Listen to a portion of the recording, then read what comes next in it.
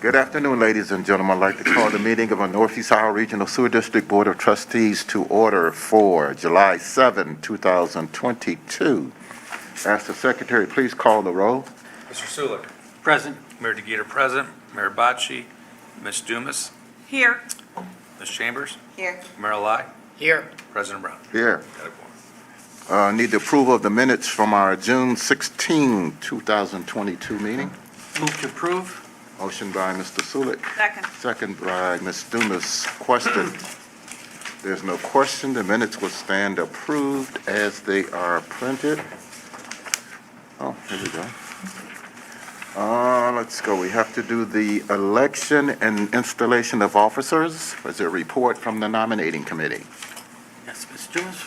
Mr. Chair, after careful consideration, the nominating committee asked that we nominate Mr. Brown to continue as president, Mr. Sulik as vice president, and Mayor DeGeeter as secretary. Second. Nominations are closed. Nominations are closed? Nominations are Well, closed. you guys have to do this. I'm not gonna, I know you can't do it. I can't do it. So all in favor? All in favor? Aye. Okay. Get sworn in now. You just have the three of you, please. Him again. It's in my job description.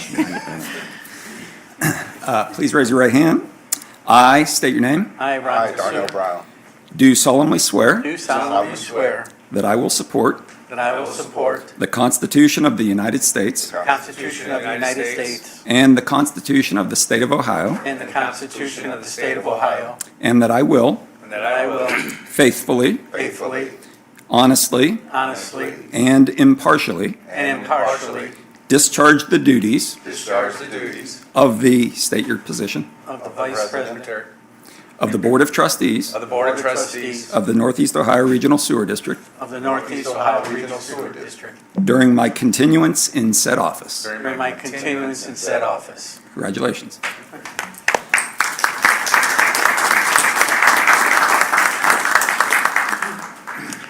All right.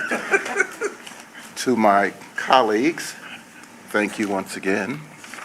I've always noted the importance of the work that we do here. And it is essential work, but it is also very time-consuming. But it's work that most folks don't pay attention to. But to have a regional authority over wastewater on the Great Lakes is not something that exists in very many places. And so it is a job that none of us obviously take lightly. We're here doing the work of the people. I really appreciate the leadership and guidance of Kyle and her senior staff and all of the employees of the sewer district. This is work that is really a public safety, public health issue in many respects, even to the extent that it's always kind of struck me that ODH really never takes the lead on kind of the beach closure issue.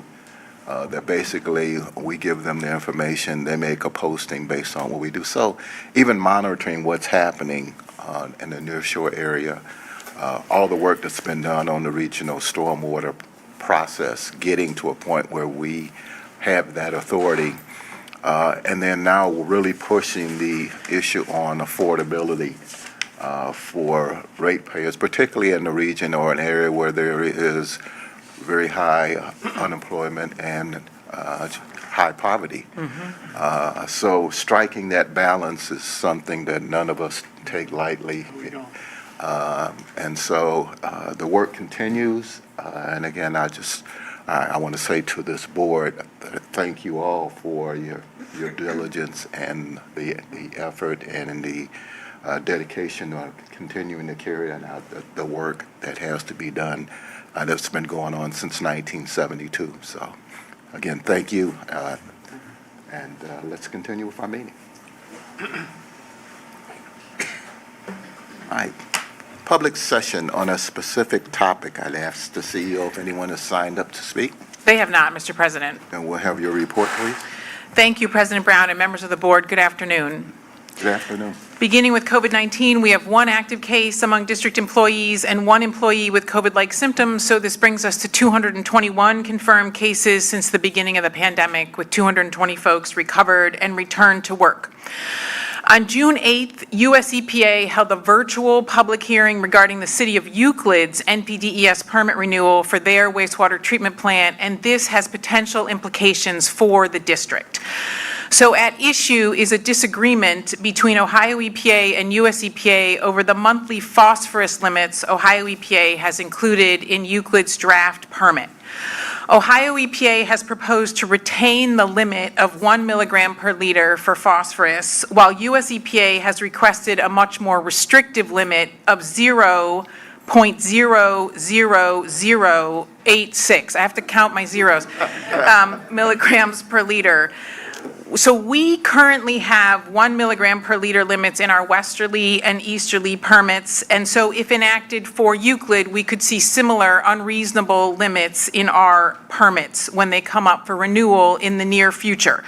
So this was covered in the July 3rd edition of the Plain Dealer and obviously relates to the overall issue of nutrients in the lake and the concern about harmful algal blooms. The concern is, the very significant concern is that US EPA's proposed limits are not supported by the data for Lake Erie or for the Great Lakes. They're not technically achievable, and most importantly, they do nothing to address the issue of harmful algal blooms. So really, it's quite a significant issue, and they've really missed the mark. Ohio is unified in their opposition to this. At the public hearing, Ohio EPA provided a detailed technical presentation, almost an hour of a very impressive presentation. There was additional testimony from the City of Euclid talking about the significant impacts on their ratepayers of this restrictive limit. And then the Ohio Association of Metropolitan Wastewater Agencies, of which we are a member, and then the sewer district, as well as really the next downstream, downwind, I don't know, I'm in the lake, discharger. So we'll continue to track this issue, but I did want to bring it to your attention, and we'd be happy to answer any questions. Frank is familiar with the issue in detail, so I don't know, President Brown, if you want me to pause on that. Well, I'm not sure where this takes us. To your point, if they change the numbers for us, then there's significant. How does this affect, as an example, we always know that the Western Basin always seems to have more of an issue than we do, and I imagine it's more so due to the depth of, that's one of the related issues, but I mean, it's not like it's the same number that makes an impact on system. There are other factors, other variables that contribute to why these Right. Ohio EPA in their testimony made specific reference to the Western Basin. There are huge Western Basin issues.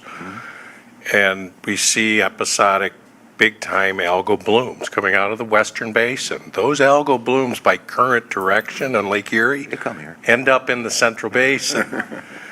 Ohio EPA's contention are the issues, any issues associated with harmful algal blooms are Western Basin initiated. And they see when you look at that Euclid load of phosphorus, right, a nutrient, to Lake Erie, it's inconsequential, it's non-existent. So to enact a standard that's unachievable puts that community in a position to invest hundreds of millions of dollars for zero gain. And, I give Ohio EPA a lot of credit. They recognize this and are staunchly defending it. And all the testimony, our testimony, AOMWA, NACWA, the national organization, this has national significance. So we're really concerned about misguided environmental dollars. And we came across really well, I thought. So thank you, Frank. I got a question. Go ahead. Has anybody engaged the Ohio congressional delegation on this? Yes, I believe that City of Euclid has engaged both Senator Brown and I believe Senator Portman's office. Well, I think, Congresswoman Brown, Yeah, right. But yeah. more to the point, I mean, this is not just Euclid's Yeah, issue. Right. So all of us. It's a state. Yes. And Ohio EPA, as Frank said, Director Stevenson also participated in the public hearing. It was a very unified response from Ohio EPA, and they are taking this very seriously, because to your point, it sets a dangerous precedent for them as an organization. And Kyle, what is the appeal process for the federal EPA? That's a good. Yeah. So, Ms. Dumas, I'll turn it over to Eric, but to your point specifically, Ohio EPA has issued this permit, and then US EPA has taken the unusual step of issuing this specific objection, which is what Euclid asked for a hearing on. So, Eric, what would happen next?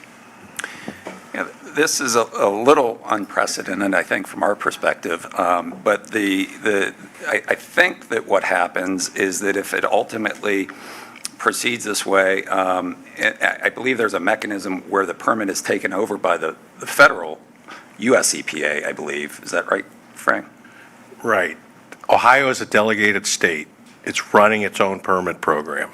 US EPA would have to usurp that authority and take it over themselves. Now, as to what appeal, that's a great question. I don't know what Ohio EPA, how they could appeal to some environmental review court or what have you, but the ultimate is US EPA taking over the delegated state's permit authority. So, as you can see, it's a very significant issue, and we'll continue to track it. Okay. President Brown. The only other point that I wanted to raise on a much lighter note is related to our employee resource groups. We have these employee resource groups on a range of topics, and also on June 8th, our Sustainability and Young Professionals ERGs hosted a bike tour. So this is the first time we've done this, and this just goes both to the interest of our folks and to the predominance of sites that we have across our service area. So we had folks bike over 5 miles with Doug Lapata and Chris Hartman, who took them to the Superior Avenue Pump Station. Here you see our folks in Ohio City looking at one of our green infrastructure grants. This is actually a living wall, which is dealing with stormwater on this particular project. They also went to Mitchell's Ice Cream because there's a green infrastructure project there, and they went to the West Side Market because there's a green infrastructure project there. Yeah, right. And so big thanks to everyone that put this together. There's the whole crew. It was a great day, and it's a great way for our employees across the district to become familiar both with their colleagues and then also with the projects that we do. So. Very good. So was it mint chocolate chip that was the? I don't know, Doug. Yes. So thank you, President Brown. That's our report. All right, thank you. Any questions for the CEO? One question on the COVID.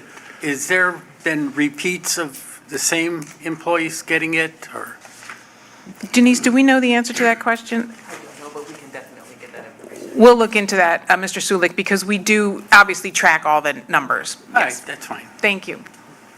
Okay. Question? Okay. Let's continue. Let's go to action items. Let's start with authorization to advertise. Beginning with authorization to publish notice calling for bids in accordance with Ohio Revised Code, Section 6119.10, for liquid emulsion polymer solution at all wastewater treatment plants. Anticipated expenditure, $2,871,000.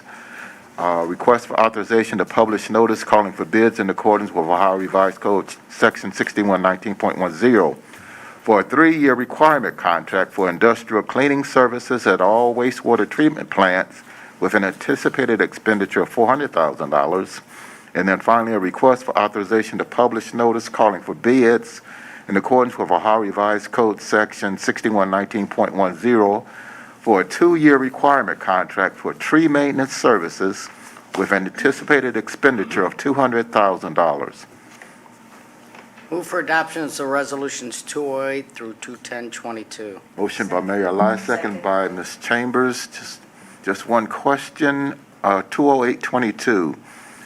The option year amount appears to be higher than what was agreed in the language in the contract. There was an indication that it looks like the cap was about 2.5%. This is a 33% increase. So can you kind of explain to us where we are with this, given the fact that we thought that we had an option year, I'll say ceiling on the amount? Sure. Good afternoon, President Brown, members of the board. The contract calls for a maximum 2.5% increase in the contract price over the base year, which was last year. The producer price index for plastic materials and resins has increased by about 33% due to inflation. So the contract says a maximum increase of 2.5%. I think we could have potentially argued that we would have to hold the contractor to this price, but I believe this is a mutual option. I don't think that's reasonable based on the fact that there's a 33% increase in this product in the market. So we're seeing, this is the kind of inflation that we're starting to see in general in a lot of things. This is so we can't supply it then if, Second? that's fine. All right, I hear you. I get it. I just, I'm just used to contract terms being contract terms, so, No one's used to this kind of inflation No. that we're all experiencing. yeah. So, okay. If there's no other questions, then without objection, they're approved. Resolutions 208 through 210-22. All right, let's go.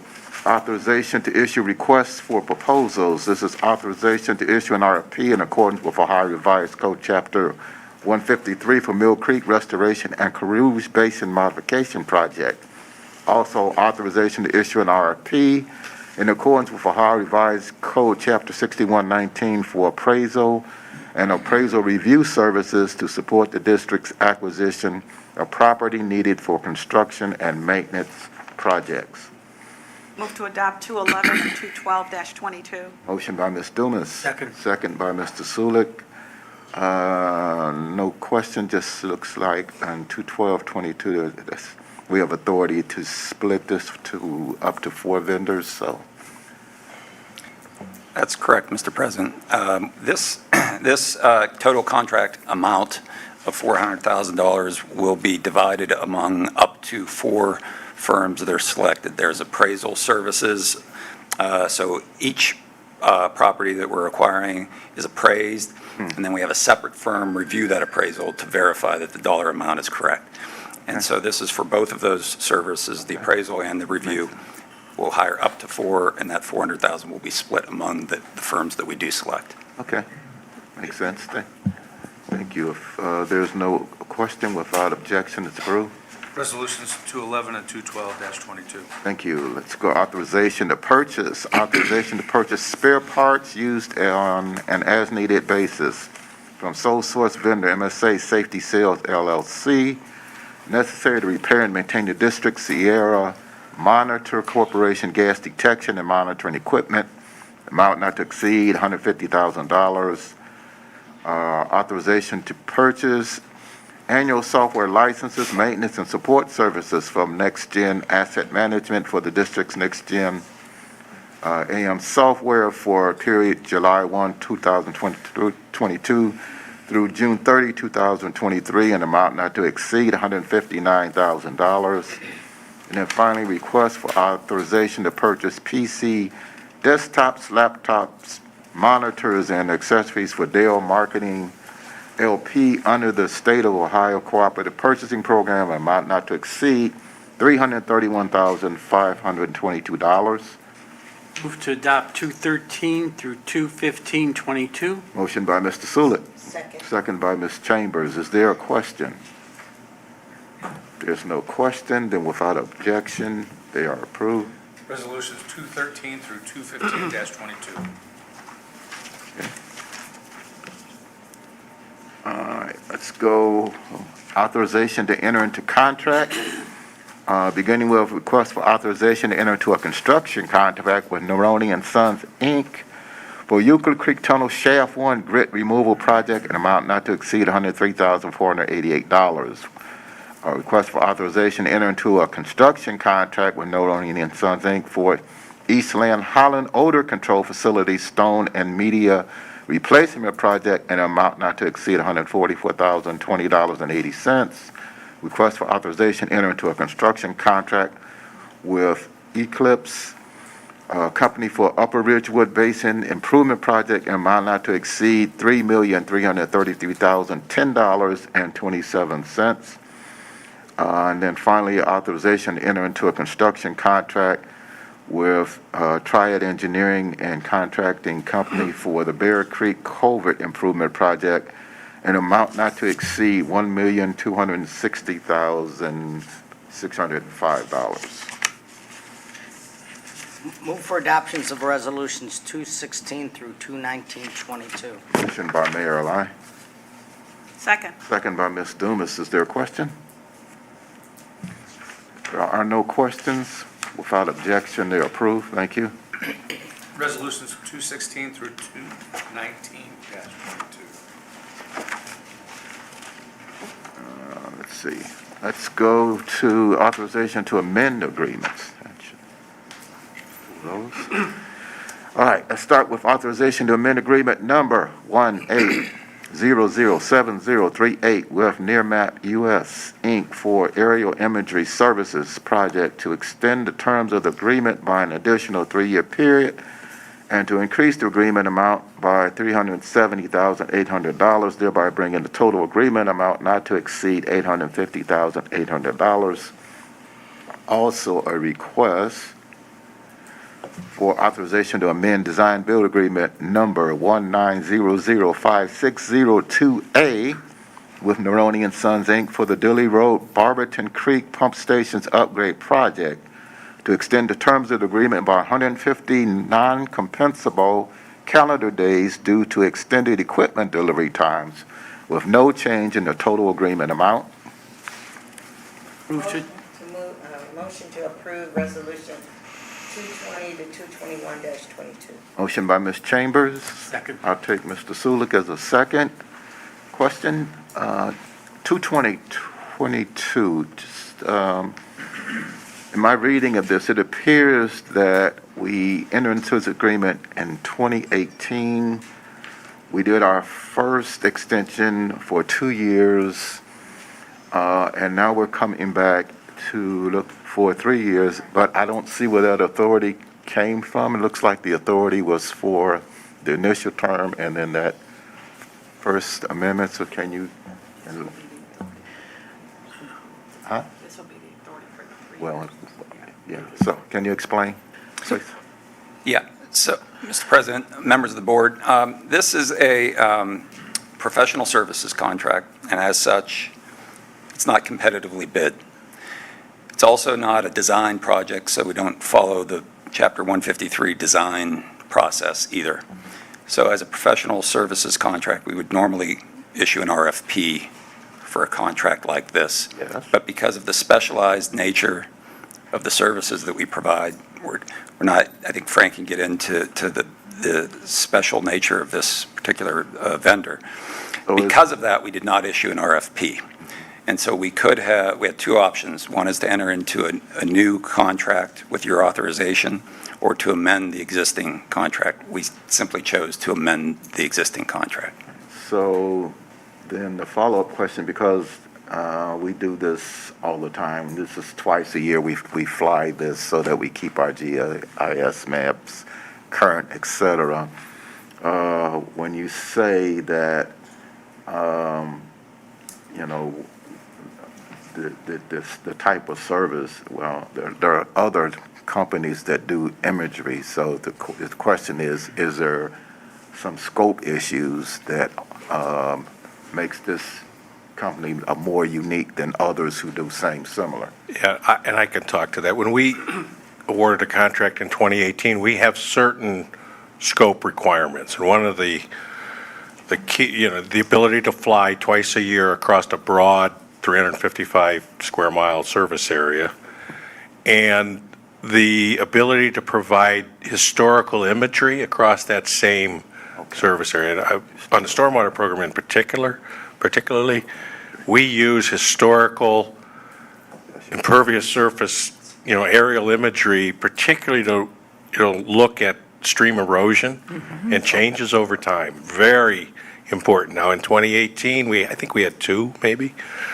and only one could meet that scope requirement, and that scope is not really a negotiable requirement. We need that historical information. So here we are today, and our GIS manager took a look at who's out there. There weren't very many in 2018. Who's out there today? And we're not seeing it at this point. What we are seeing is many firms going to drone imagery. And drone imagery is in small areas, and they don't have that historical background. So we would like to extend the contract for another 3. They've held their prices consistent, which we're kind of surprised, to be honest with you. And down the road after the 3-year period, we'll take another look, and potentially at that time we would issue an RFP just to see if anyone's out there. We don't see them there today. Okay. I get that. I hear that there's some uniqueness to this particular company, et cetera. So I think based on that, I'm willing to move this forward. But to your point, I guess when this comes around again, it might be good for us to RFP it so that, or if we have to do this because of specialized, my comfort level would have been a little bit better with a direct award. So we can. Understood. Okay. Yes. All right. Any other questions? No other questions, then without objection, it's approved. Resolutions 220 and 221-22. Thank you. Let's go, authorization of contract modification. This is authorizing final adjusting change order for contract number 21002-417 with Cold Harbor Building Company for the Southerly Wastewater Treatment Center Tunnel Structural Repairs Project by decreasing the contract amount by $289,973.56, thereby bringing the total contract amount to $1,053,047.44. Move to adopt. Motion by Ms. Dumas. Second. Second by Mr. Sulik. Question? No question. Without objection, it's approved. Resolution 222-22. Thank you. Let's go authorization to amend resolution. This is authorization to amend resolution number 19122, adopted June 2nd, 2022, which authorized the acquisition of one parcel in fee simple known as permanent parcel number 76116-012, located at 4238 Cricket Lane in the city of Warrensville Heights, owned by Reverend W. Gunn, and necessary for the construction and maintenance of Mill Creek restoration near Cricket Lane in Warrensville Heights project, to advise the escrow agent for the disbursement of the funds from Ohio Real Title Agency, LC, to Innovative Title and Escrow Services, LLC. Move to adopt. Motion by Mr. Sulik, Second. second by Ms. Chambers. Question? No question. Without objection, it's approved. Resolution 191A-22. Thank you. Let's go. Let's see. Property. 224. Yeah, that's what I was. That is exactly what I was looking for. Okay. So I tell you what we'll do. Why don't we take? We'll take 224. So, 224, this is authorization to acquire one temporary easement at property known as permanent parcel number 45515-009, located on Royal View Drive in the city of Parma, owned by the city of Parma, necessary for construction of the string-based stabilization at Pecan Drive project. Total consideration, $1. Move to adopt. Motion by Ms. Dumas. Second. I'll take Mr. Sulik as a second. Is there a question? If there's no question, I'm going to ask for a roll call, please. Mayor DeGeeter abstain. Ms. Dumas? Yes. Ms. Chambers? Yes. Mayor Lai? Yes. President Brown? Yes, Mr. Sulik? Yes. Motion passes. thank you very much. Now we'll do the remaining ones. Let's start with 22322, authorization to extinguish and release two permanent easements at property known as permanent parcel number 52225-021, located on East 71st Street in the village of Cuyahoga Heights, owned by the Village of Cuyahoga Heights, which are no longer necessary for the Mill Creek Intersector nor other district purposes. Authorization to convey ownership of the fee simple parcel known as permanent parcel number 831344057 located at 6213 North Wood Lane Drive in the Village of Mayfield to the Village of Mayfield contingent upon the district's acceptance of a stormwater easement over the entirety of the parcel on behalf of the district. Total consideration $1. Authorization to appropriate one permanent stormwater easement property known as permanent parcel number 761166098 located at 19818 Cherrywood Lane, the city of Warrensville Heights, owned by Carleen Burton, necessary for construction and maintenance of Mill Creek Bank Stabilization Warrensville Heights project, and to deposit $5,580 with the Cuyahoga County Probate Court as consideration for the same. Authorization to appropriate one parcel in fee simple known as permanent parcel number 761166014 located at 20005 Butternut Lane, City of Warrensville Heights, owned by Arwilda M. Franklin, necessary for construction and maintenance of Mill Creek Bank Stabilization Warrensville Heights project, and to deposit $6,900 Cuyahoga County Probate Court as consideration for the same. Request for authorization to appropriate one permanent stormwater easement property known as permanent parcel number 761166097 located at 19817 Cherrywood Lane, the city of Warrensville Heights, owned by Alamet Properties LLC, necessary for construction and maintenance of Mill Creek Bank Stabilization Warrensville Heights project, and to deposit $9,470 with the Cuyahoga County Probate Court as consideration for the same. Request for authorization to acquire one permanent stormwater easement property known as permanent parcel number 455151011 located at 8245 Royal View Drive in the city of Parma, owned by David and Marie C. Modrick. Necessary construction and maintenance of stream bank stabilization at Pecan Drive project. Total consideration $1. Authorization to acquire one permanent stormwater easement property known as permanent parcel number 455240006 located at 7913 Pleasant Valley Road in the city of Parma, owned by Marion H. Gibbons, necessary for construction and maintenance of the Big Creek Stream restoration upstream and downstream of Ridge Road and Parma project. Total consideration of $40,894. And then finally, a resolution requesting authorization to acquire one permanent sewer easement at property known as, so here we go, permanent parcel numbers 10504-021, 10504-022, 10504-023,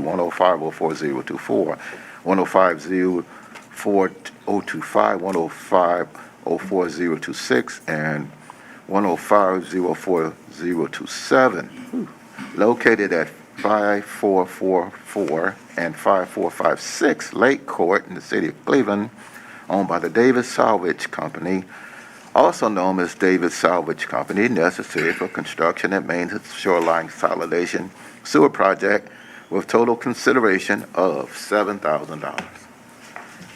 Move to adopt 22322 and 225 through 23122. Thank you, Mr. Sullivan. Second. I take that motion, and second by Mayor Lai. Question? No question? And without objection, they are approved. Resolution 223 and resolutions 225 through 231-22. Yeah, that was an eye exam. All right. Yeah. Yeah. All right, let's go. Hearing officer. Findings and recommendations. This is request adopting the findings and recommendations of hearing officer regarding the sewer account of 4 Sports, Sewer District Hearing Number 22-007, that no further adjustments be made. Move to adopt. Motion by Ms. Dumas. Second. I'll take Mr. Sulik as a second. Is there a question? There's no question, and without objection, it is approved. Resolution 232-22. Thank you. That does complete our action items. All right, let's go for it. Let's go, information item, regional stormwater management update.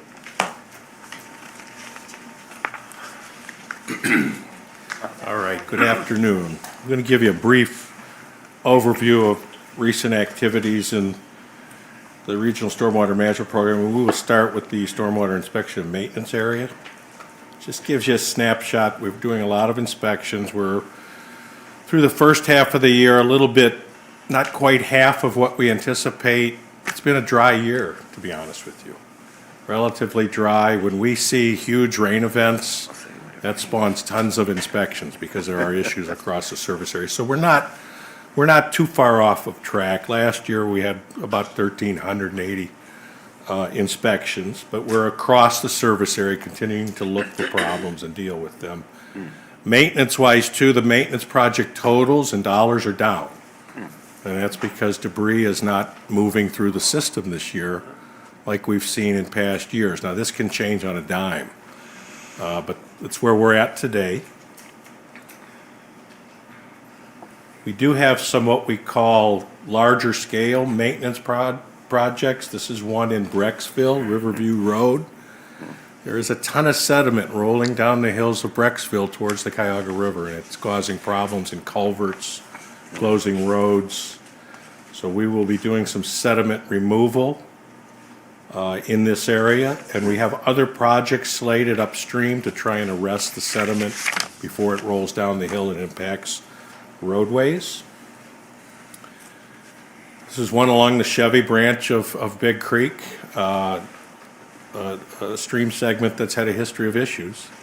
And this is a proposed sediment removal along that branch near Milligan Avenue. There's some deposition in certain areas. We're taking a look at, what we might do, how much it would cost, and coordinate these efforts. We will be talking to the city of Cleveland about this effort as well, but this is a scheduled project coming for the Chevy branch. Demolitions are going great. We have a demolition contract. Property acquisition is really key for us, very important. The demolition process is key as well. No hiccups here. This process is working very well for us. In the technical support area, and we've talked about this before, the master plans are finished. Reports are in. Problems have been identified. I'll draw your attention to the big number at the bottom. 1.36 billion is the total to get us to potentially a 100-year level of protection. We're not going to get there everywhere. We're going to try, right? But it gives you some perspective on the number of problems and their cost across the service area. Each quadrant of master planning area has a significant amount of problems and a significant need going forward. And our job is to prioritize investments wisely to deal with worst first. The master plans have really helped us up the pace of what we would call design projects that are under construction or now advanced planning. So we are getting all across the area and sprinkling design and construction projects in each planning area, and we've got a number of projects underway now. So they've really helped us identify the right projects, and our job is to phase them appropriately.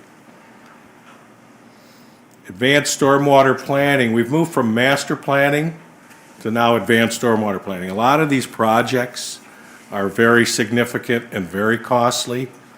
Property acquisition needs are pretty enormous in certain areas, so we have to figure out how can we properly stage these projects within the realities of time constraints on acquisition and our own budget process on an annual basis.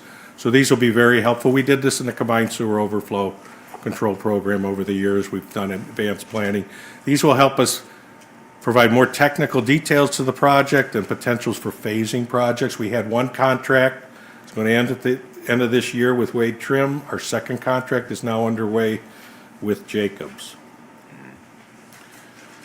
So our next steps in advanced planning is to take all of the master plan results and the advanced planning work and weave it into the construction program. One of the key tasks coming on the new contract is again in that, Big Creek area of Cleveland, the Puritas Basin. It's a big basin, it's a big problem area, and there are some major unknowns.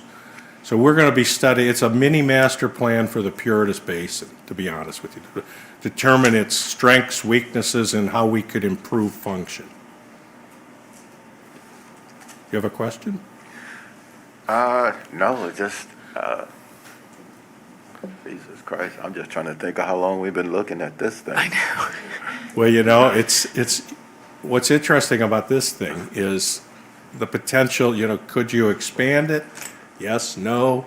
Well, There's a long history of things down there in that basin, right? So the subsurface characteristics have to be understood.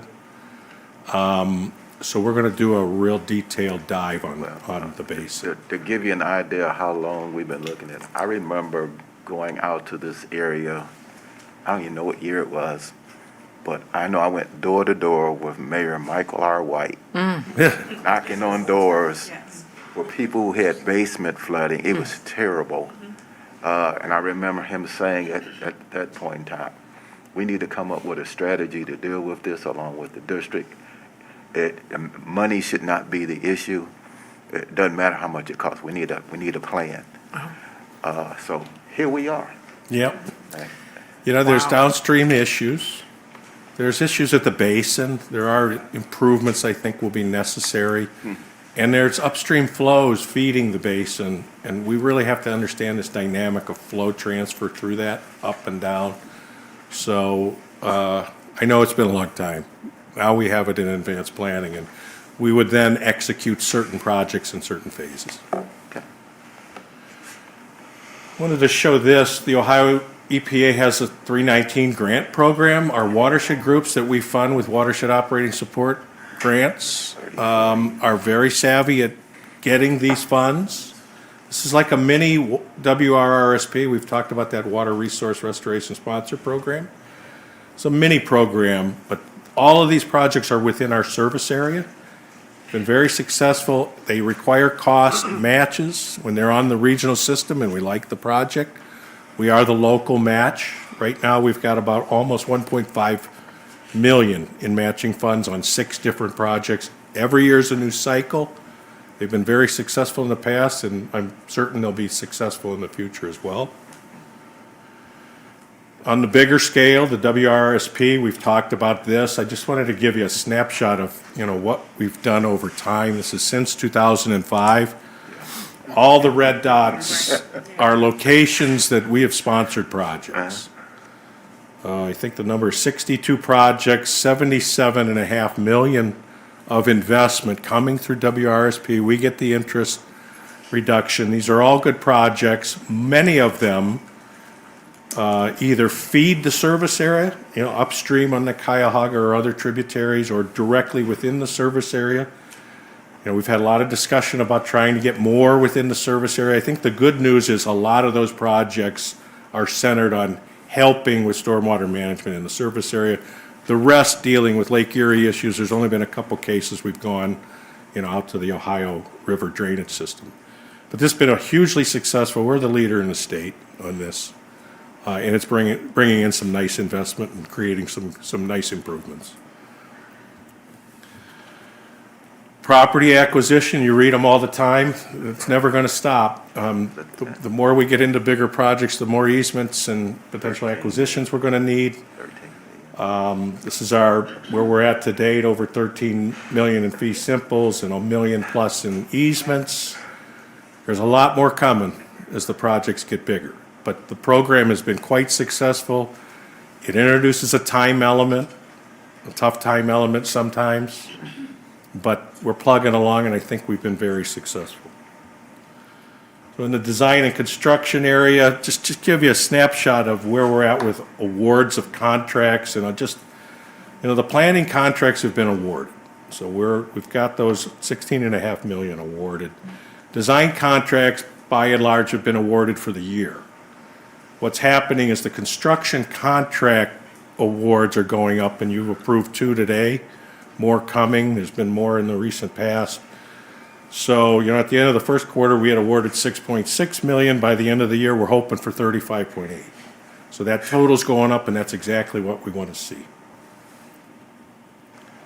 Just gives you some idea of all the awards, professional service and construction-wise. There's a lot of construction activity taking place and soon to take place. So we're moving in the right direction. Going to be some upcoming resolution requests that you will see, more construction or more requests for proposals for design. And we do intend to advertise for bid a number of other projects this year. Quickly on design, these are just some quick snapshots of some of the work that's getting into the design phase. This is the Carouge project. There'll be some modifications at the basin itself, but the focus is really on the upstream. There's a ton of erosion taking place, and we have exposed utilities, our pipes, the Mill Creek Interceptor, local pipes. So the focus will be on arresting that erosion to reduce maintenance needs at Carouge. So it's about a $3 million project at this point. City of Parma, Delhaven Basin, another basin opportunity to create some storage to help alleviate flooding. Advanced planning looked at this. We're ready to, we think we can move the level of service up to from 10 to 25 years. That's a pretty good jump. And so we'll get this moving along. Dugway Brook, here's another dam. We've talked a lot about dams. There is a dam in Forest Hills Park that many have never seen, don't even know it's there. We've determined that it's not really serving a useful purpose. And so we're going to look at the potential to remove that dam and work with East Cleveland. Where is this? It's in Forest Hills Park. I don't know the exact, let's see where we at. Superior, before Terrace. It's largely an underground retention structure. And so most people don't know it's there. It doesn't pond a lot. I don't think you'd know it was there unless you knew it was there. You have to see the grading, right? Right. There's grates and flow can come up, but it rarely does. So we looked at this in master planning. We think it could come out. So we'll work with the park folks in East Cleveland on that. That's just entering design. Riverview, I talked about the erosion. There's tons of erosion, erosion creating sedimentation that creates blockages and these roads flood. So this has been studied and we're going to look at a solution for Riverview. In construction area, this is our dam. My favorite. Lakeview. This is the Lakeview Dam. Undergone rehabilitation. We're done. Favorite. That's what he said. Am I missing a question? He said it's his favorite, Along with Captain America. along with Captain America. That's right. The writing's still inside. The autographs are still inside. So that project's largely complete. This one too, Rocky River Stabilization in North Royalton. This is just after the plantings. This is going to grow up, look great. This is a successful project. Debris racks and access road improvements. Some of the sites have been completed. We've got a supply chain issue here with steel. We hope it's not a long supply chain issue, but we're seeing a little of this in reinforced concrete pipe, culverts, and steel. It's going to delay us a little bit, but hopefully not that long. This is Baldwin Creek. These are some projects in progress.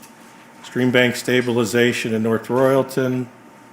Same kind of stuff in Broadview Heights. We've got thousands of these pictures across the service here. So these are projects that are in active construction. I think I'll close just with the numbers. We always close with the numbers. This is the community cost share bank and where we're at. The balance is at $34.7 million. Executed agreements, almost $10 million. We're negotiating agreements for 3.5 more. And which leaves, almost 21 million. You would think unspoken for, but some of it is spoken for in what we call these allocation agreements. For bigger projects, we've got about 9.5 million. So we think we're doing pretty well. We'd always like to up the pace. Communities are using the money. No one's lost the money. And so that's good. This kind of gives you the history of the reimbursements over time. COVID knocked us back in 2020, came back up last year, which is good. Totals are low right now, but the reimbursement requests come in mid to the third and fourth quarters when we start seeing major requests. So it's a good program. A lot of good stuff is happening at the local level as well. And I think that's it. And I'd be happy to take any questions. I don't have a question, just the magnitude, the enormity of this program, and the level of service, the number of project areas that are being addressed that have just long history of flooding, and obviously with rainfall patterns changing, getting worse. So, I mean, it's tremendous work. It's a great success story at this point. So, I don't know if there's something we could or should do to kind of talk about this a little bit more publicly. You know, considering the fight we had to get to this point where we could take on a regional stormwater program, just the benefit to all these communities is amazing. So, Well, I appreciate that. And our job is to deliver. We've got a great staff. It's interesting, you know, we had opposition communities. Many of them are our best friends now. Right. So I appreciate those comments. Thank you. And one thing, Frank, President Brown, building on Frank's comment, and to your point, I believe that this month in our 50th anniversary, is not this the Stormwater Month? So your comment could not be more appropriate. This is the month where Constance's team is highlighting our stormwater program as part of the 50th anniversary. So it's very good. Okay, thank you. great. All right, let's continue. Any matter for open session? No. Ask the CEO if anyone has signed up to speak during the public session of our agenda on any subject matter? They have not, Mr. President. All right, then we have one matter for executive Yes, we do. session. Pursuant to Ohio Revised Code, Section 121.22G1, I hereby move to enter into executive session to consider the appointment and employment of a public employee. Ask for a roll call, please. Ms. Dumas? Yes. Ms. Chambers? Yes. Marilla Lai? Yes. President Brown? Yes. Mr. Sulik? Yes. Mayor DeGeeter, yes. Okay, let's go to executive session. We will return.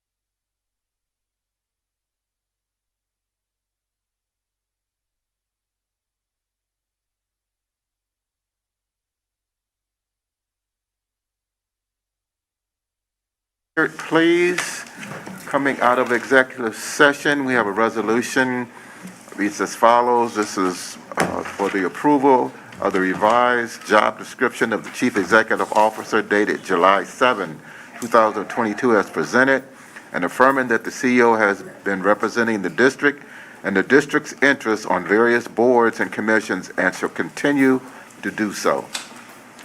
Move to adopt 23322. Motion by Mr. Sulik, Support. second by Ms. Chambers. Is there a question? There's no question, then without objection, and is approved. Resolution 233-22. Thank you very much. That does complete our agenda for the day. I will now entertain a motion to adjourn. So moved. Motion by Mr. Sulik, Second. second by Ms. Dumas. Without objection, we are adjourned. Thank you.